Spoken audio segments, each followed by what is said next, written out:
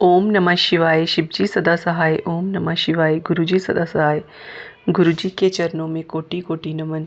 संगत जी, मैं गुरुजी की बेटी अपने चैनल डिवाइन सत्संग्स वाय गुरुजी की बेटी से अपना सत्संग शेयर कर रही हूँ। अगर मुझसे कोई गलती भूल चूक हो जाए तो संगत जी, गुरुजी की नादान संगत और नादान बेटी समझ के मुझे माफ़ कर देना। तो संगत जी, मेरा सत्संग मेरी बेटी का है। संगत जी, मैंने अपने एक सत्संग में ये मेंशन किया था कि गुरुजी ने कैसे मुझे अपना सत्संग अटेंड करवाया था। तो तब संगत जी, उधर अनाउंसमेंट हुई थी कि जिनके घर में स्वरूप हैं तो वो लोग स्वरूप ना लें, जिनके पास नहीं है तो वो स्वरूप ले लें। तो संगत जी, मेरे घर में गुरुजी का स्वरूप लगा हुआ था, लेकिन मैं अपनी बहनों के लिए लेना चाहती थी। तो उधर एक आंटी जी खड़े थे, तो उन्होंने ही ऑर्गेनाइज़ करवाया हुआ था सत्संग। तो मैं उनके पास गई, तो मैंने उनको रिक्वेस्ट की कि आंटी जी, मुझे ना अपनी बहनों के लिए 3 स्वरूप चाहिए। तो उन्होंने मुझे इशारा किया कि वो उधर आंटी दे रहे हैं तो आप उधर से ले लीजिए। तो संगत जी, मैंने उधर से गुरुजी के स्वरूप ले लिए। तो संगत जी, मुझे नहीं पता था कि मेरी बेटी को भी गुरुजी का स्वरूप मिला है। तो संगत जी, बाद में जब मेरी बेटी मुझे मिली तो उसके हाथ में गुरुजी का स्वरूप था। मैंने उसको बोला कि बेटा, आपको ये स्वरूप कहाँ से मिला? बोलती, मम्मा, एक ना आंटी नाचते नाचते आ रहे थे तो उन्होंने मुझे ये स्वरूप दे दिया। तो संगत जी, इसके पीछे भी एक बहुत बड़ा रीज़न था कि गुरुजी ने मेरी बेटी को ये क्यों दिया, मतलब कि स्वरूप। मेरी बेटी को उस दिन गुरुजी ने ब्लेसिंग दी। संगत जी, वो ब्लेसिंग गुरुजी इस रूप में मिली कि जब गुरुजी की कृपा से मेरी बेटी को वो स्वरूप मिला संगत जी, तो तब समर वेकेशंस चल रही थी बच्चों की।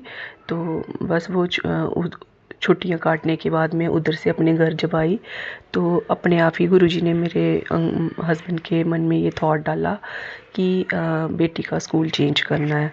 क्योंकि संगत जी, उधर तो मेरी बेटी 10 साल से पढ़ रही थी। पहले प्री स्कूल था तो 6 तक उधर ही पढ़ी, तो 7th क्लास में थी मेरी बेटी।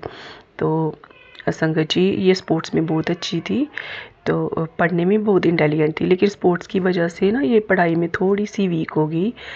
वीक इन द सेंस कि ये पढ़ाई में इतना ध्यान नहीं देती थी, ज़्यादा इसको स्पोर्ट्स का ही होता था। तो कहीं टूर पे कहीं जा रही, कभी कहीं आ रही, उस वजह से संगत जी इसकी पढ़ाई डिस्टर्ब हो जाती थी।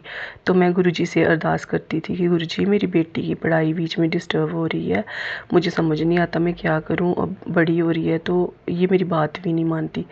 तो संगत जी, बस ब्लेसिंग मिलने के बाद ना ऐसे, मतलब कि 2-3 दिन में सडनली हमारा, मतलब कि मेरे हस्बैंड का, मतलब कि प्लान बन गया कि बेटी को स्कूल में नहीं रखना है, दूसरे स्कूल में डालना है। तो उन्होंने पता करवाया तो बहुत अच्छा स्कूल मिल गया बेटी के लिए संगत जी। और जब मैं और मेरे हस्बैंड उधर गए तो हमने इन्होंने मुझे बोला कि चलो पहले देख लेते हैं स्कूल कैसा है कैसा नहीं। तो संगत जी, जब प्रिंसिपल मैम से बात की तो उन्होंने जो अपने स्कूल के बारे में बताया हमें कि अगर आपने बच्चा हमारे पास पढ़ाना है तो इधर ट्यूशन्स वगैरह आपको नहीं लगवानी है। तो अब आपको बच्चा बस इधर भेजना, और अगर थोड़ा बहुत कुछ रह जाए पढ़ने वाला तो आप घर पे स्टडी करवा सकते हो। तो संगत जी, मैं अपनी बेटी को पहले खुद ही पढ़ाती थी। तो बस जैसे ये बड़ी क्लासेस में आई 7th में, तो ये बोलती, नहीं मम्मा, मैंने ट्यूशन पढ़नी है, मेरे फ्रेंड्स ट्यूशन पढ़ते हैं।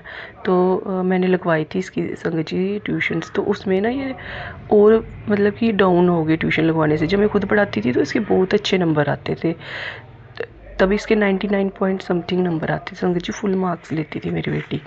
तो मतलब सडनली मेरे, मतलब कि बच्चे पढ़ाई में डाउन हो गया। तो मतलब जब फिर हमने ये नए स्कूल में गए, हमें फुल सेटिस्फेक्शन हुई। उधर से उनसे बात की, उन्होंने बोला कि हमारी रिस्पॉन्सिबिलिटी है स्कूल तक बच्चे की, घर पे आपकी। तो संगत जी, उधर का माहौल इतना अच्छा था स्कूल का। तो मेरी बेटी ने मतलब कि इतने अच्छे नंबर लेके अब पास हुई है ना, वो पूरे नंबर लेके पास हुई है गुरुजी की कृपा से। तो संगत जी, ऐसे हैं हमारे गुरुजी। और मुझे गुरुजी के मैसेज भी आते थे कि कुड़िए, अपनी बेटी की टेंशन मत ले, तेरी बेटी का मैंने भविष्य अच्छा अच्छा बना दिया है, तो उसकी फ़िक्र मत कर, तेरा बच्चा बड़े अच्छे नंबर लेके पास होगा। तो संगत जी, गुरुजी की कृपा से मेरी बेटी ने इतने अच्छे नंबर लेके पास हो गई, अब वो 8th में गई है।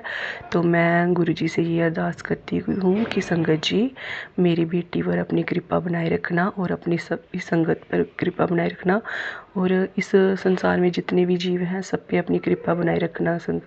गुरुजी हम आपके नादान बच्चे हैं, हम बहुत गलतियाँ कर देते हैं, तो हमें अपना नादान बच्चा समझ के माफ़ कर देना। तो संगत जी इस तरह गुरुजी ने मेरी बेटी को ब्लेस किया सब रूप लेके।